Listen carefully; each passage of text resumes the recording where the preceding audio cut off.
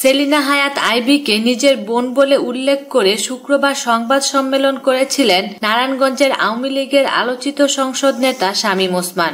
এ সময় তিনি আইভীকে উপহার দেওয়ার জন্য স্পেশাল করে বানানো দুটি শাড়ি সাংবাদিকদের দেখান।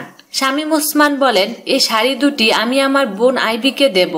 আইনগত কারণে আমি প্রচারণায় নামতে পারবো না। আমার বোন এই শাড়ি পরে প্রচারণায় নামবে, আর মনে হবে তার ভাই পাশে আছে।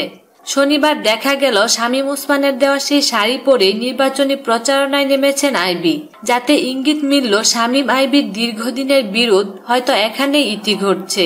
সাদা রঙের ওই তাঁতের শাড়ির পাল লাল সবুজের, আর জমিনে সুতার কাজ করা নৌকার প্রতিকৃতি রয়েছে। শামীম ওসমান বলেন, আইভী বরাবরই সুতি কাপড় পরতে পছন্দ করেন, আর সাদা রঙের শাড়ির প্রতিও আইভীর দুর্বলতা রয়েছে। আমি আশা করি এই উপহার আইভীর পছন্দ হবে। এই শাড়ি ছাড়া আইভীর জন্য আরো কোনো সারপ্রাইজ আছে কিনা জানতে চাইলে শামীম ওসমান বলেন, আরেকটা সারপ্রাইজ হচ্ছে ওর বিজয় নিশ্চিত করা। এটা সারপ্রাইজ না, কনফার্ম।